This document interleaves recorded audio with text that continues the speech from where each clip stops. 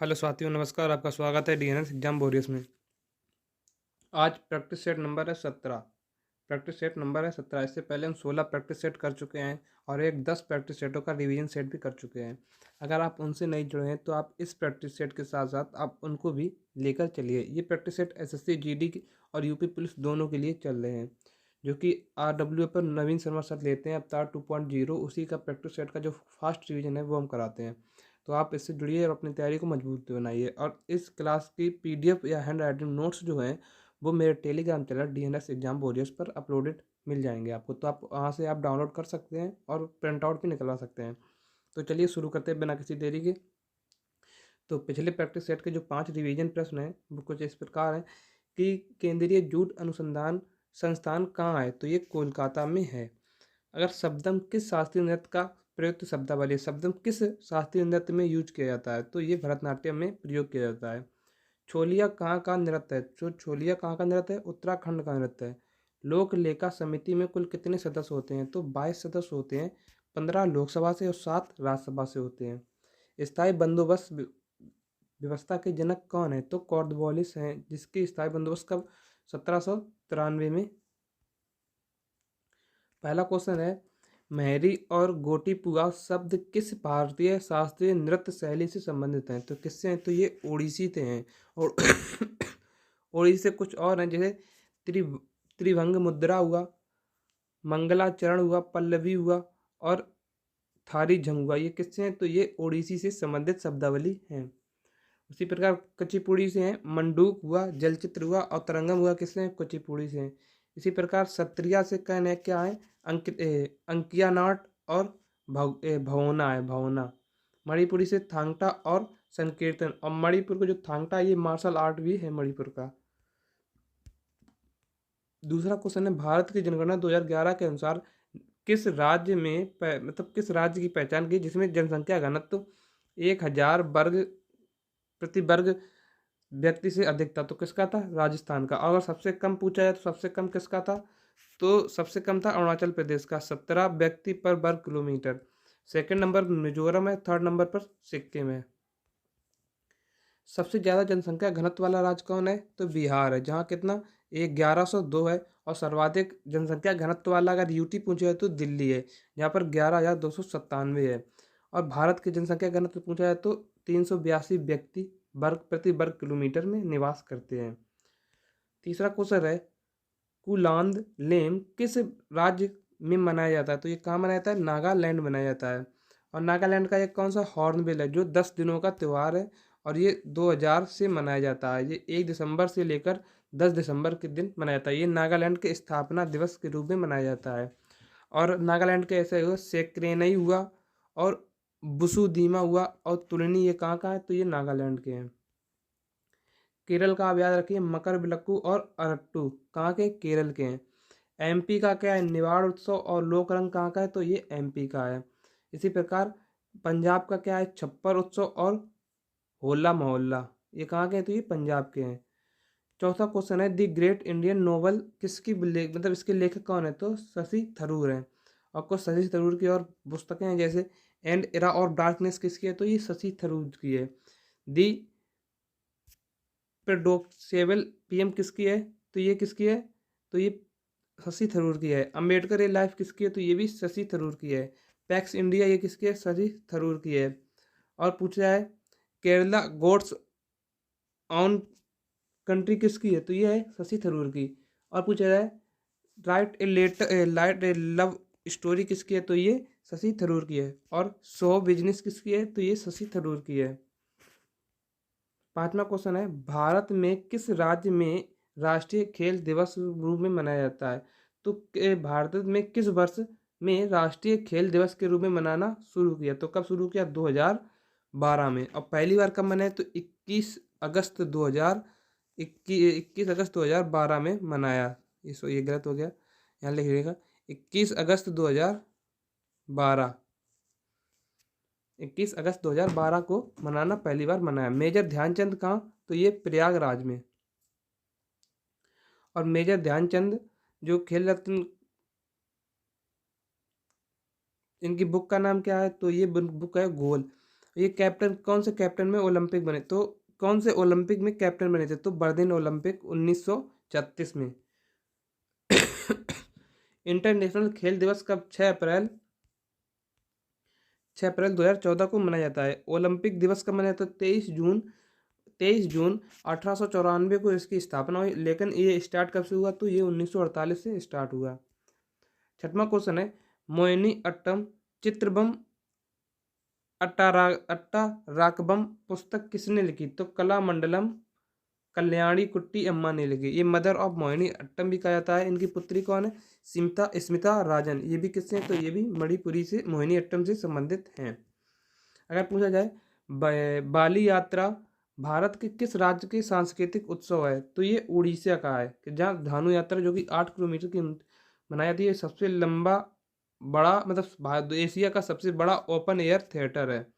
और रथ यात्रा किसे, बलभद्र जी और सुभद्रा की याद में जो जगन्नाथ भगवान की रथ यात्रा निकाली जाती है, कितनी लंबी होती है, 3 किलोमीटर लंबी होती है। आठवां क्वेश्चन है, सिंधु जल संधि 1960 के अनुसार भारत नदी का कितना प्रतिशत पानी ले सकता है, तो 20% पानी ले सकता है।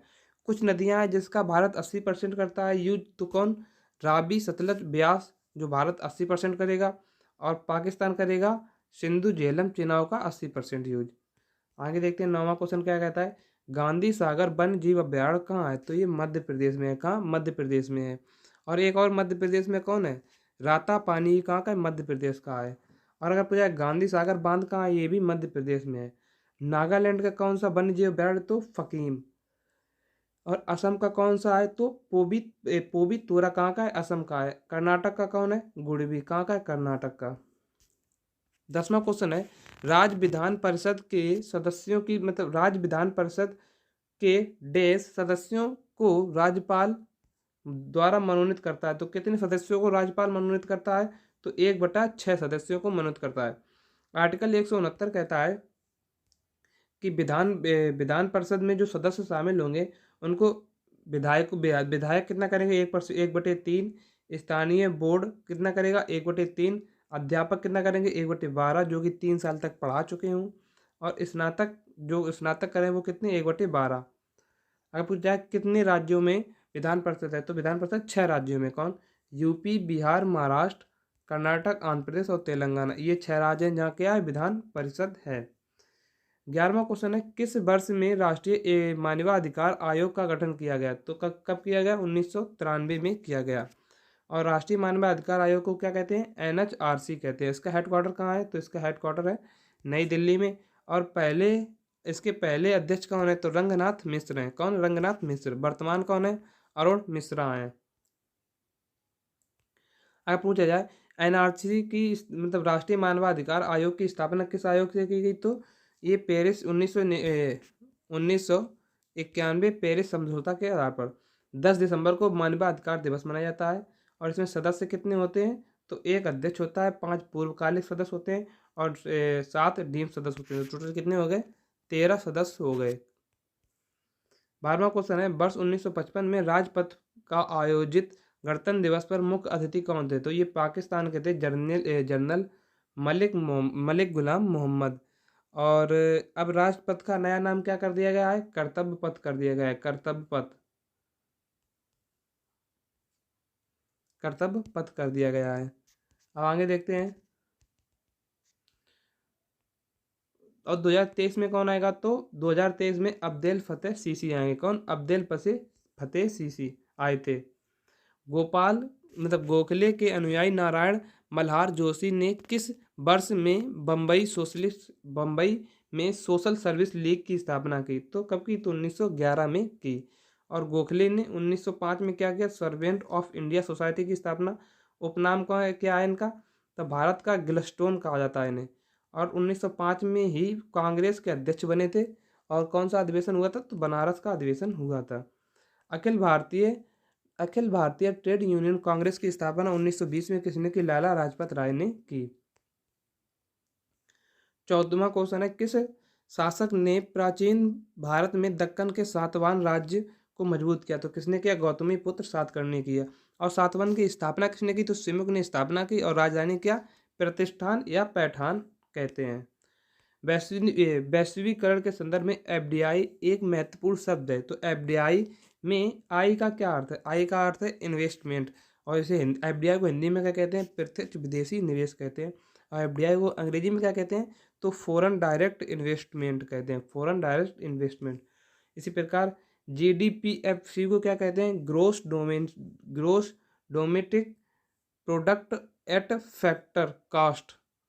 और सीआरआर का कैश रिजर्व रेशियो, एसएलआर का सेटरियो लिक्विडिटी रेशियो। बोर्ड को क्या कहते हैं? बैलेंस ऑफ ट्रेड कहते हैं।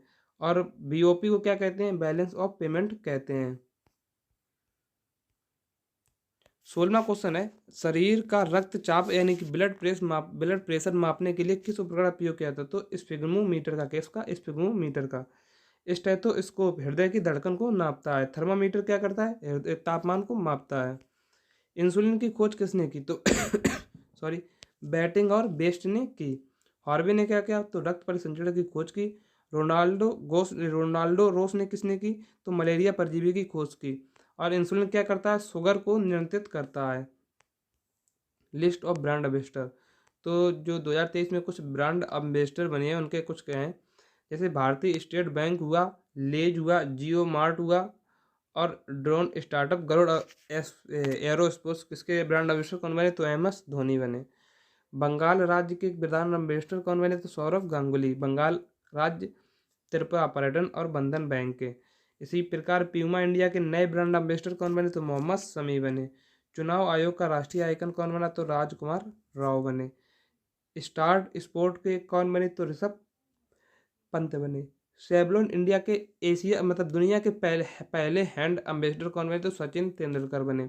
यूनिसेफ इंडिया के कौन बने? आयुष्मान खुराना बने। 18वां क्वेश्चन है, पीएम मोदी ने दुनिया के सबसे बड़े मेडिटेशन सेंटर सर्वेद महामंदिर का उद्घाटन किस शहर में किया? तो कहाँ किया? तो ये वाराणसी में किया। इसमें कितने व्यक्ति एक साथ बैठ सकते हैं? तो 20,000 लोग इसमें आ सकते हैं। कै मंजिला? 7 मंजिला इमारत का बना हुआ है। 19वां क्वेश्चन है, हाल ही में किस देश के शासक के निधन के बाद भारत सरकार ने एक दिन के राष्ट्रीय शोक की घोषणा की? तो किसके? कुवैत के कौन? शेख नवाज अल अहमद को मृत्यु पर। फातिमा बीबी कौन थी? तो जिनकी हाल ही मृत्यु हुई, तो इस सुप्रीम कोर्ट की पहली महिला जज थी। और MS स्वामीनाथन, जिनका हाल ही में निधन हुआ, ये कौन थे? हरित क्रांति के जनक थे, भारत में हरित क्रांति के जनक। BCCI ने हाल ही में किस पूर्व क्रिकेटर की जर्सी को रिटायर करने का फैसला किया? तो किसको? MS धोनी की, जिनकी जर्सी क्रिकेट नंबर कितना था? 07। और एक और है जिनका नाम है सचिन, इनकी जर्सी का नंबर क्या था? तो ये 10 नंबर था। तो ये 2 नंबर की जर्सी, रिटायरमेंट का मतलब हो जाता है कि अब इस नंबर की जर्सी किसी को नहीं दी जाएगी। तो हमारे जो 20 क्वेश्चन थे उनका रिवीजन फास्ट रिवीजन यहीं पर समाप्त हुआ। और अगर आपको PDF चाहिए तो मेरे Telegram channel DNS exam warriors पर आप जाकर ले सकते हैं। तो मिलते हैं नेक्स्ट वीडियो में। जय हिंद, जय भारत।